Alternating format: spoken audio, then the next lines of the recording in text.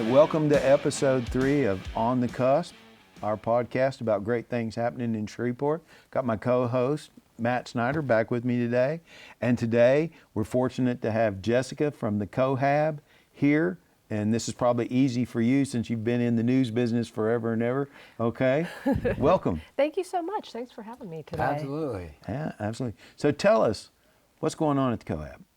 Well, so at Cohab, we are coming out of our summer months, so we're seeing a lot of new folks coming in as school goes back into session, bringing in their ideas and getting ready to kind of get down to work in the fall. Cool. Get some new stuff rolling. Oh. So Jessica, we wanted to talk, we were talking about, okay, these new startup businesses, who really has the pulse of that community in Shreveport? And you have came up very quickly, and we're like, out of anyone who's talking to these people, Jessica sees them at an early stage and works with them and has moved a lot of those companies from that early stage to the next stage. So I think our goal today is to learn about that part of the business cycle from you. Maybe some fun stories, some cool things that you see, any kind of updates on anything that you know. Hopefully people know the Cohab, maybe a quick introduction of what Cohab does, but then going into like why it matters. Yeah, absolutely. Well, the really simple explanation that like you write on the flyers and stuff is Cohab is a co-working space and we're a business incubator. So we work with businesses and entrepreneurs who they have an idea, or they have a really fledgling business and they want to know either how to take that first step and get started and do it the right way, right? Build that solid foundation, or they have already gotten started and they realize now that they need a solid foundation to build the next level. And so we really are there to, work on that ground level, get in the trenches with them and help them develop the materials that they need, the strategies, and some of the, business acumen that they need to be successful in the next stage of their business. So on a business to business, basis, that's what we do. On a broader community scale, as far as the entrepreneurial community in Northwest Louisiana, I like to think of us as a bridge. We like to connect entrepreneurs to the resources that are available to them in the community. Cool. How many businesses are working out of Cohab right now? About 25.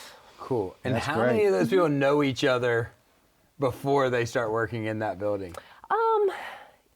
Not a lot. I mean, this is, you hear people say Shreveport is a, small, big town. Right. So there definitely is some overlap, folks who have maybe worked on projects together, but it definitely is a connector and a meeting place for folks to find people who think like them, have an entrepreneurial leaning. Network. Yep, Yeah. the network. A lot of times we talk about having the network.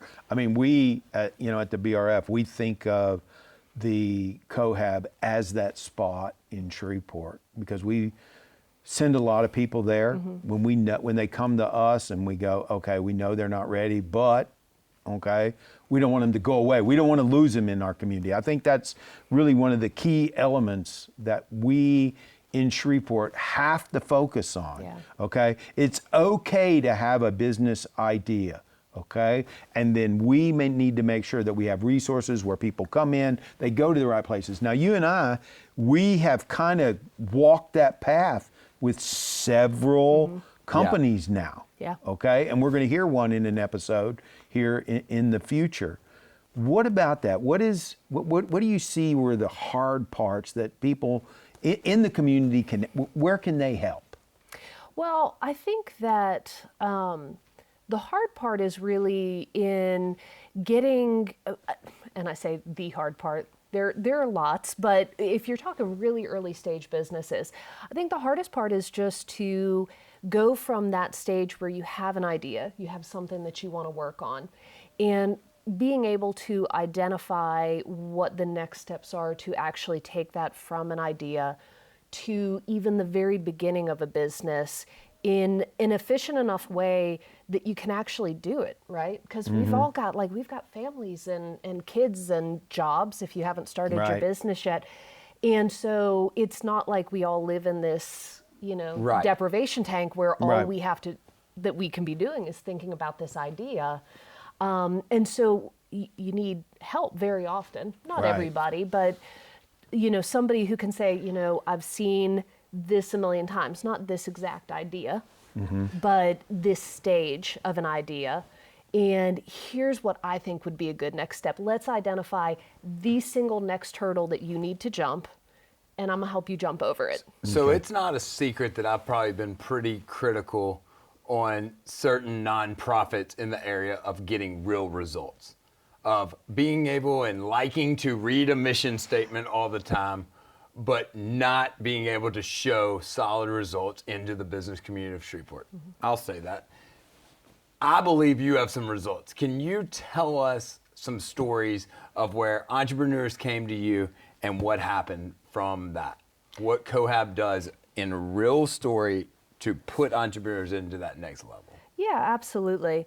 Well, the nice thing about working at Cohab, for me, and I hope for our entrepreneurs as well, is that we're working hard to create that community, because very often the hurdle, we talk about keeping entrepreneurs engaged in the community and helping them build that business is just the keeping them part of it, right? Keeping in touch, keeping that communication open. When there's a place that you can go to work on your idea, or just to have your meetings, or even just to come and sit down and meet with me or with one of our other folks, it's a lot easier to keep tabs on people, to keep them in the space. And so, we've had folks that, have come in to start working on the idea physically. So Peter Lyons with Lyons Pride Coffee is a great example for a lot of reasons. But, he came in very knowledgeable about coffee. I think anybody who's ever met him would probably tell you he definitely. is the most knowledgeable person about coffee that they have ever met, and most passionate about it. And again, he had a lot, if not all, of the pieces that he needed to create his business. It was just a matter of stacking them in the right order, and also having a place and a platform to jump from. And so, we worked on everything. Right, absolutely. And I think you hit a key point, a place to jump from. I like that too. Okay, that's key. And I love it that you're thinking that way. Jim Malsh's building, okay? It's a place to jump to. It's a place to land. It's one more place to go, okay, for that next level. I would tell you 8 years ago, we didn't have that. Yeah. Okay? It was, do I go rent the space? Okay? And then when you looked at the financials, it was, you're going to struggle if you do that. Yeah. Okay? We got to have all those pieces. I think we've struggled with it, okay? And we got to have the community thinking about it holistically in, do we have all the pieces to the puzzle in place, regardless of the type of business that you want to start? I was about to ask you that, and I know that's changed over the years. At this point in 2022, Cohab, are y'all open for business with any kind of business, small business, entrepreneur, or are you still down a lane? I know at one point you're aiming more technology, true innovative startup. Yeah, no, I path. think we're definitely open to working with any kind of business, because I think at those foundational levels, most of the work that we're doing is the same, right? Yes. Making sure, whether you are climbing ladders to repair a roof, or you are writing code, or you are making cakes, when we're talking about, the strong foundation that a business needs to be successful as it grows bigger, understanding your financial situation and, knowing how to structure your cost of goods and your pricing, how to interact with clients, and how to develop, a customer experience for your clients, whether you're building them a website or you're baking them a cake. At our level, a lot of those elements are pretty much the same, right? Right. So it's the side of things that maybe you aren't an expert in yet. So you are a roofer, and so you want to start a roofing company. You were never a business person necessarily. Some folks are. Yeah. But those pieces, those elements at the very beginning are very similar from business to business. So I'm always happy. Yeah. Dave and I talk a lot about through the years my story of deciding to open a business, quitting my job, and going to find the resources that were available to start a business. And I went to a lot of places and stopped a lot and got a lot of pointed to other organizations. And I will say that Cohab, even at that time, which was much more strategically aimed at technologies and whatnot, was the most helpful for a person looking to make that jump. Yeah. So, I and think, it's gotten we've better had a lot through of the years. portfolio companies that started there. Okay. Eric's perfect example. Red River Brewery, Yeah. and I go on and on and on. I think it's a natural progression. It works well. I think there are some gaps, okay, that we have in the community that we got to work on. Food is one of them. We're lucky that we got the kick out at Yeah, Southern. We struggled for a long time with food, okay? There wasn't anybody really there, okay? They're coming online. They're doing that. We get a lot of opportunities that come in. We leverage the launch network to push people out to the right organization. I think that is absolutely key for Shreveport and Bossier, because if somebody is out there thinking about launching a business, we got to be so good that our networks bring them into the right resource partner to get it done, so that they believe that they can go out and do it. The coolest thing about Cohab to me is when you're starting a business, you have this idea of what a business owner looks like and running a business looks like, but you've really basically not been around a lot of business owners unless they were your boss probably, or your parent or something that isn't a true view.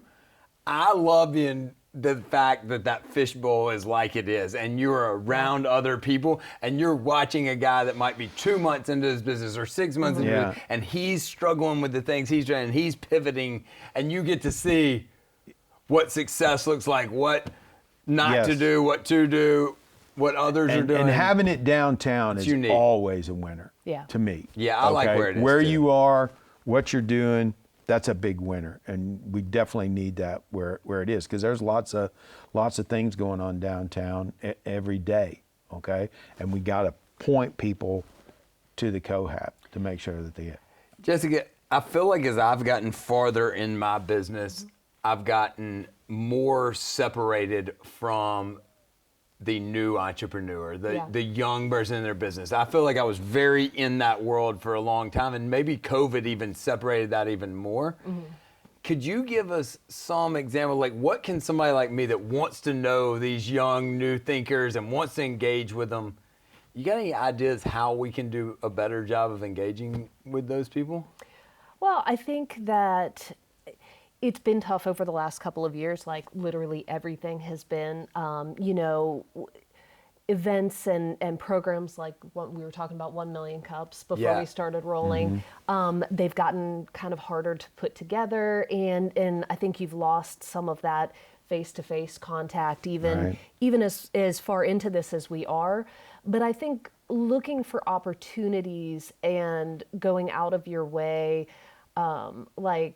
it's kind of like kids' birthday parties, right? Is when that Saturday morning comes, you're like, man, I really don't want to go to the soft play center to do this birthday party until it's your kid's party and nobody shows up, Yeah, absolutely. But so going out of your way to go to those events, to make the time, because the benefit is the same as being out on that floor in Cohab, right? It's really easy to tuck into an office, to tuck behind your monitor, and to feel like you're being productive, but feel frustrated at the same time at what that productive is actually netting you.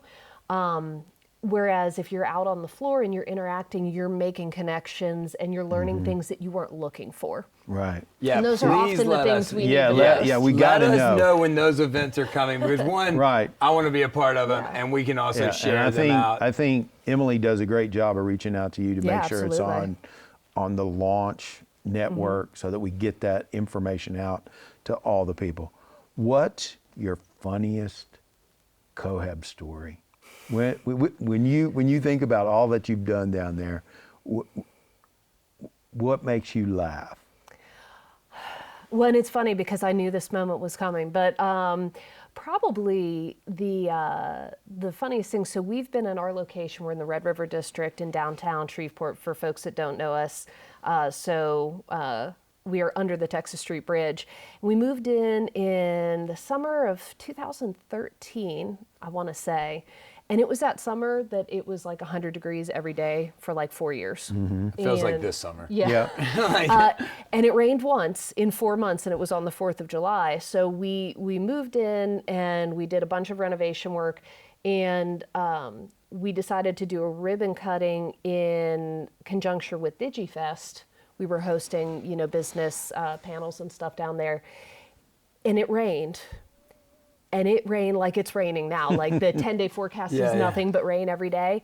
And it turns out our roof had a bunch of holes in it. Oh, And we had no idea because it hadn't rained in 4 months. We've been doing construction in there. And so we definitely hosted some of the biggest names in regional business talking about all of this really, important businessy and technology stuff with plastic totes all over the ground because it was raining on them, like umbrellas, and it rained inside for days. That's And great business that is a training. great. That's how every small business should have to learn. That's Deal right. with this. Yes. And it's one of those times that, my background is in TV news. I came to a broadcast technology startup. That's how I ended up in Northwest Louisiana. I moved here from DC as well. And I am really glad I did because that's one of the first lessons you learn in TV news is how to overcome I have never obstacles. regretted leaving Washington, D.C. And but yeah, so I really felt like that was good training for our great That is, indoor flood that of is a fun. That is a 2013. funny My story. favorite Cohab story that I feel like is the feeling I have about Cohab still to this day was very early in my business being down there that's the first place I ever saw a 3D printer. And it was like 5 different people all starting their businesses so random, and we're all leaning over this thing watching it. I think I have pictures of that actually And it was somewhere. so cool. And that to me is the spirit of Cohab that I have, and Yeah. why I think it's a very special place. But. Yeah. Well, and I love too because that's really indicative of the community that I think we're all working so hard to build too. Because I got into 3D printers talking to John Morales with DMI and became an enthusiast myself, and now we're at the point where we can kind of help people launch or do their prototypes or at least some modeling at Cohab. Right. And so again, that just goes to show you those connections in the community that you're not necessarily intentionally creating, Yeah. but how valuable they can be down the road. Absolutely. That's awesome. I think that's interesting for us is that particular aspect of building an entrepreneurial ecosystem. And that is, it's hard for us when somebody comes in and they need to prototype something. Okay? We don't have that. All right? We got to go to multiple places. I don't like it when I have to send somebody outside Shreveport Bossier. Yeah. Okay? So I think there's a need there.